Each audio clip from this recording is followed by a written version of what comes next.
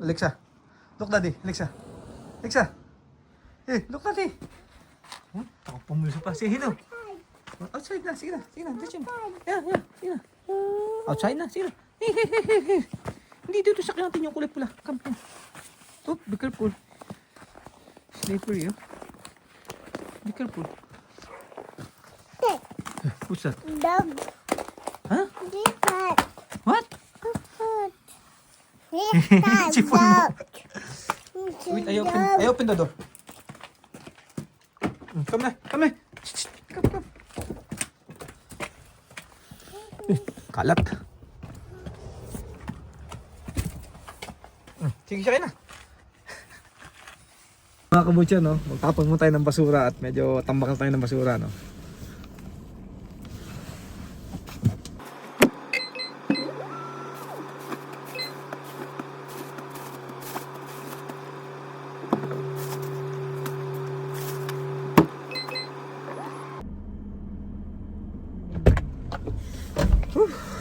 Basura.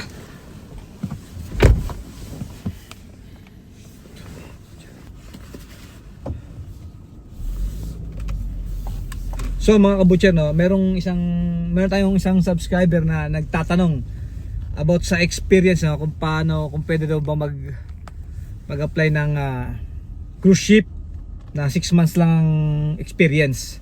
So sasagutin natin yan mamaya kasi maghanap pa tayo ng basura, no.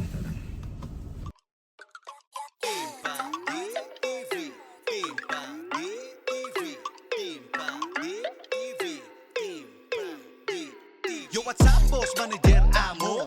Halika, makinig sa mga kwento.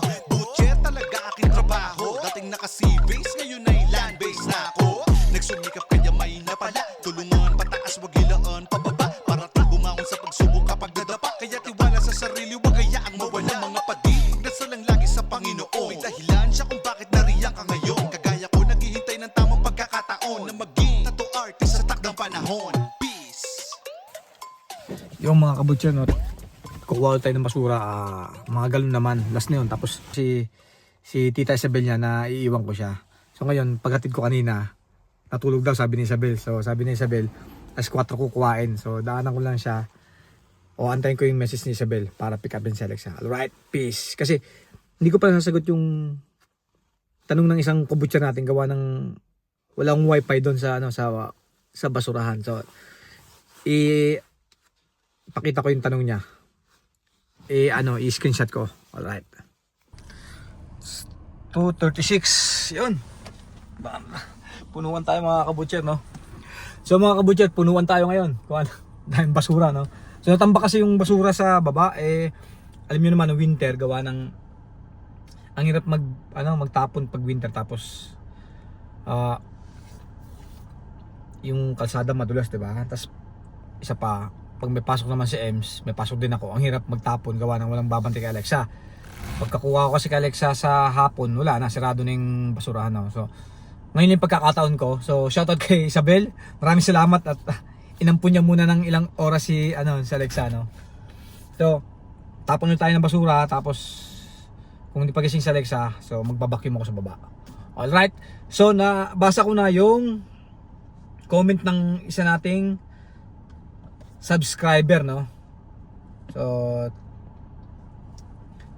sabi niya, boss, pwede ba sa cruise ship yung 6 months experience lang?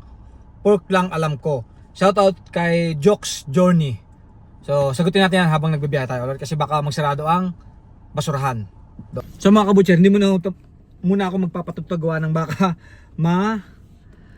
ma-copyright tayo, no? So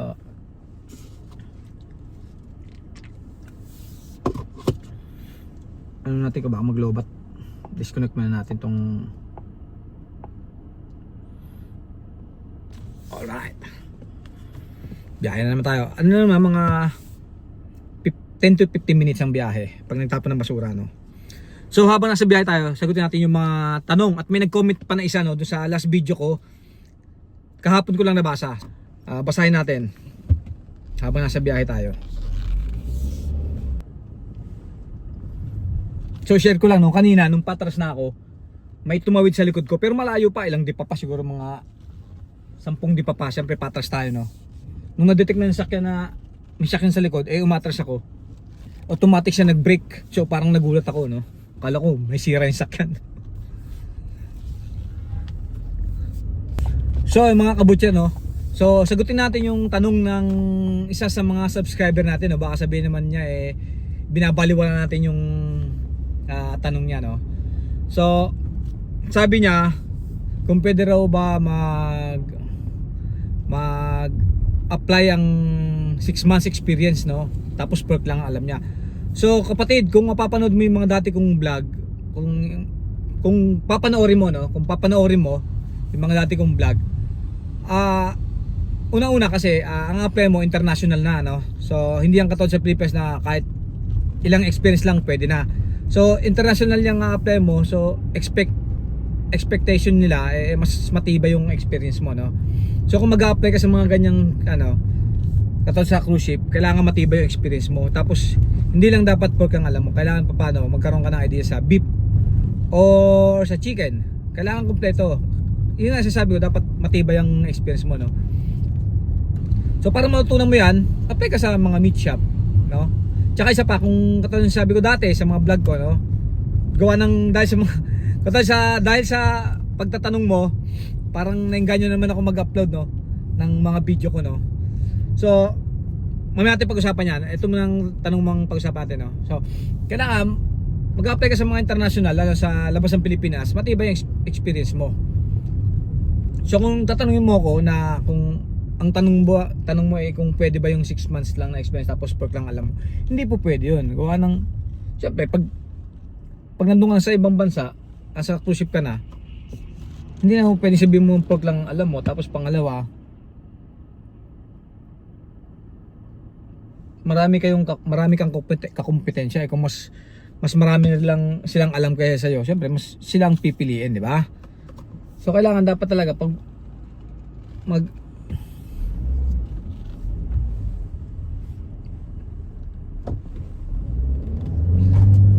hindi ko siya makita, may snow eh. So kailangan dapat kapatid, bago ka mag-apply sa mga ganyan, hanggat maaari experience mo 1 taon pataas, tapos o 1 taon, 2 taon pataas. Kahit pa paano, may alam ka nun sa chicken tsaka sa beef, no. Tapos pag mag-apply ka sa mga international, kailangan huwag ka muna resign sa trabaho mo, kasi kasama yung sa katanungan nila sa'yo pag nag-apply ka na ano bang trabaho mo ngayon. Kasi kung 6 months ago, kung 6 months lang experience mo, tapos ngayon iba ng trabaho mo, mag-apply ka ng butcher, gagamitin mo natin yung experience. Ang katanungan kasi doon kung connected pa ba yung trabaho mo ngayon sa experience mo. Kasi ako nung nag-apply ako, tinanong ako na kung butcher pa rin ba ako. Sabi ko, oo ka ako. So katulad ng sasabi ko, kung mapapanood mo yung dati kong video, wag na wag kayo mag-resign sa pagbubutcher habang nagka-apply kayo sa ibang bansa, o habang may parang habang may na-apply sa ibang bansa, kasi kasama yun sa mga katanungan, no. So yun ang masasagot ko sa'yo. Jokes journey ba yun? Yun ang masabi kong sagot. Pork lang, mukhang malabo yun kapatid, pero try mo pa rin. Pero kasi kung pork lang talaga tapos tanungin ka ng about sa beef, wala makasagot, diba? So doon pa lang medyo tagilid ka na. So kung ito, susundan ko agad ng sagot ng katanungan yung tanong mo, no. So ano mga katanungan?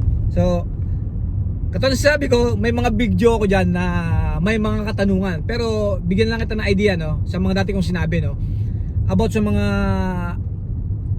equipment, no. Una-una sa mga part ng baboy, baka, chicken, bihira lang yan.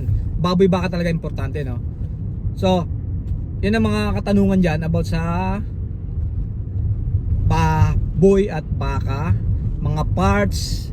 Tapos may tanong pa sa akin doon kung ako yung customer.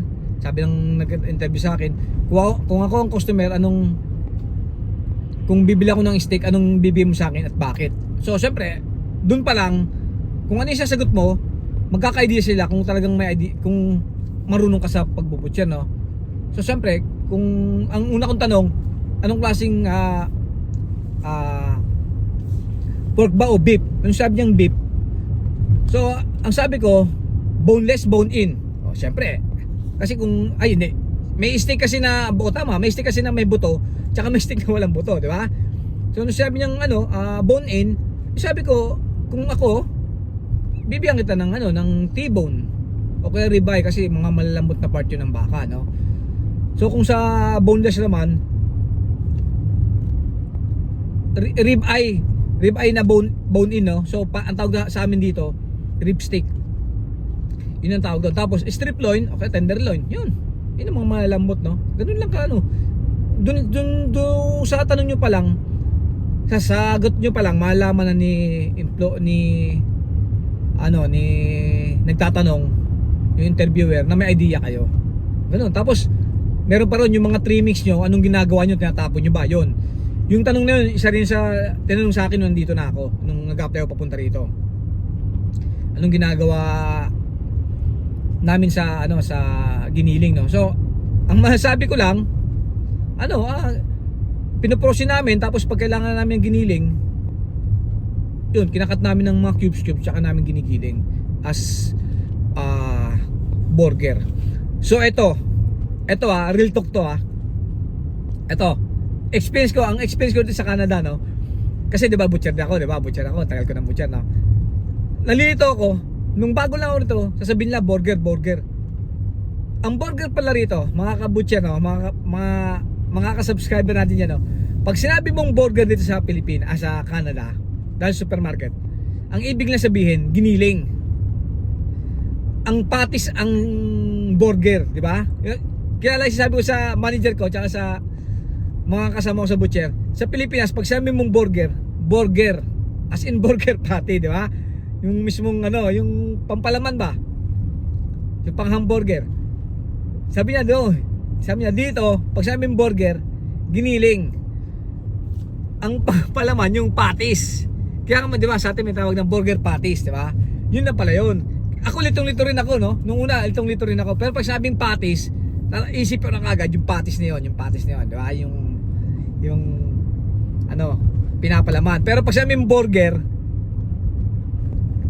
ano yun? Giniling yun.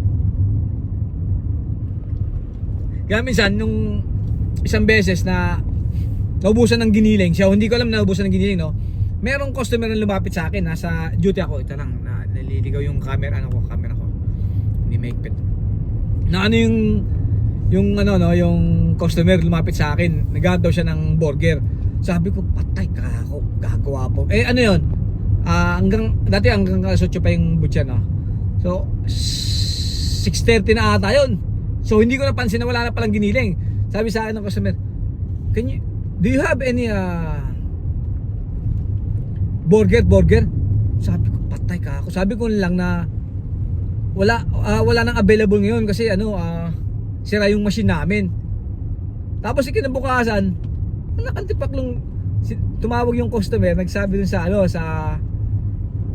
tumawag sa butcher ba, sa customer service, parang gano'n. Tapos tinawag yung assistant manager namin. Tapos yun, nagtanong nga about nga sa burger na ang aga-aga pa wala nang giniling. So ngayon kinausap ako. So ngayon, doon ko na pagtanto na yung burger is giniling. Tapos yung patties, yung burger patties. So ngayon, pinaliwanag ko sa manager ko, sa assistant manager. Tapos sakto nung after 2 days, bumalik na naman yung customer na yon. So pinaliwanag ko. Tapos parang natawa na lang din siya. Sabi ko sa Pilipinas, kasi pag sabi mo burger yung patties, no? So ngayon, real talk yun, no? So okay malilito. Ako kasi litong-lito ako eh.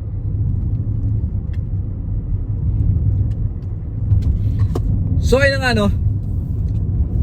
Doon sa kabutcher natin, no, na nagtanong sa akin, no, na kung pwede raw bang 6 months experience sa pork lang. Hindi po pwede yung kapatid. Negative ka na ron pag apply ka, di ba? Kailangan matibay yung experience mo.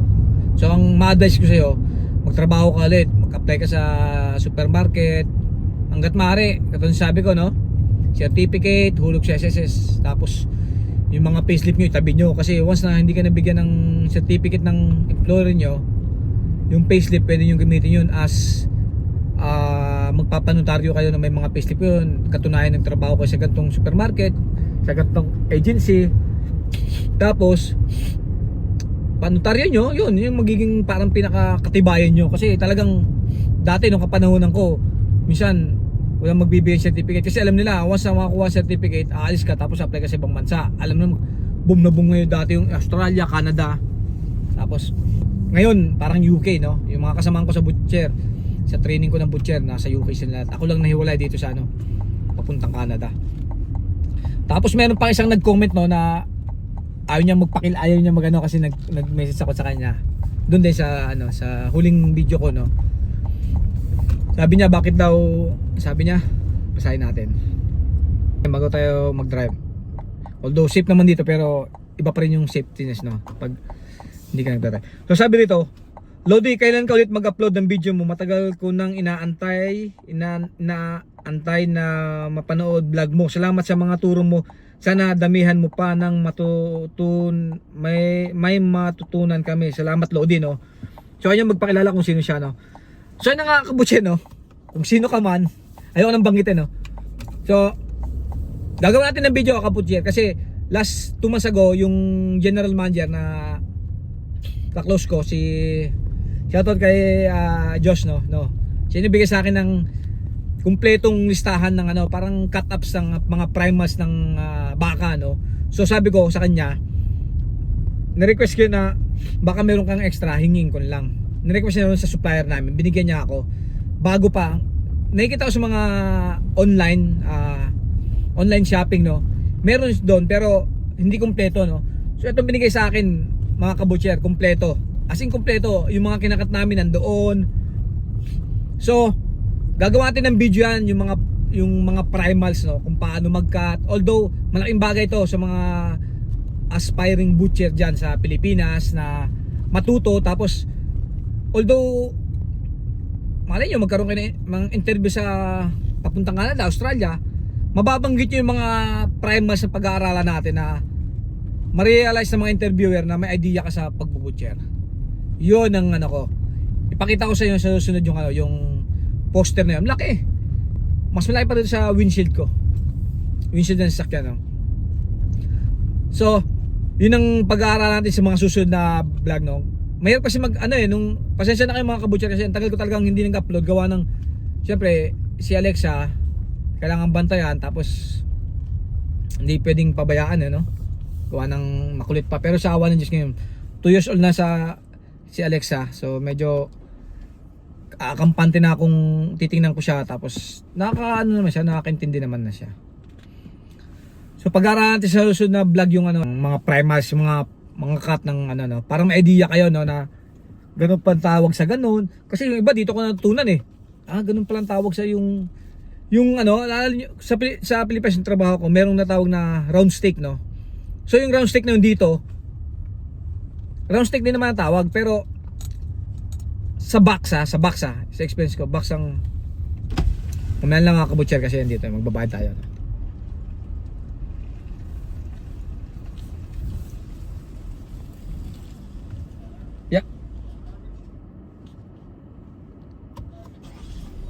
Thank you.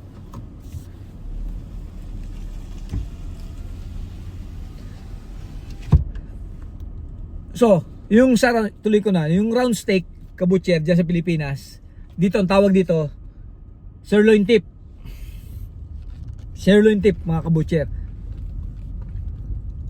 Huwag kayo man dito sirloin tip tapos top sirloin. Top sirloin, yun yung sirloin, di ba? Sirloin tip, mga kabutcher. Nako, dito ko na-realize, sabi ko dito sa Pilipinas round steak to. Round steak din naman yung sa tawag dun sa box. Pag nabasa mo yung box, round steak din naman.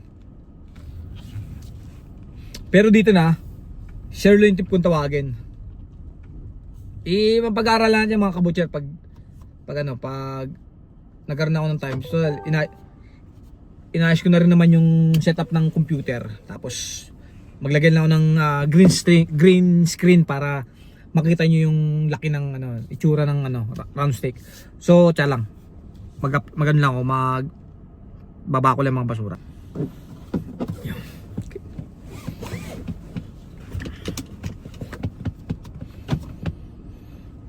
papagasolina pa tayo. Pag ano, pwede na sa town, papagasolina tayo.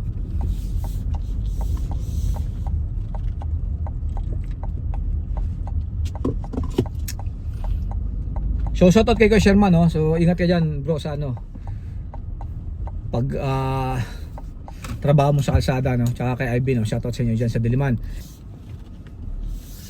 So mga kabutyan, no? So tapos na tayo magtapon basura. Antay tayo ng message ni Isabel kung okay na, ready to pick up.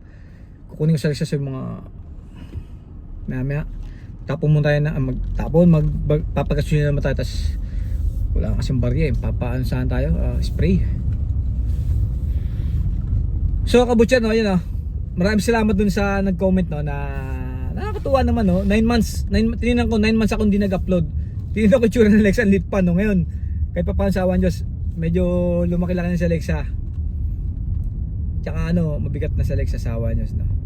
So mag 2 years old na siya sa katapusan ng March. So birthday, magwe-Winnipeg kami, no. Aralan natin yung mga primals.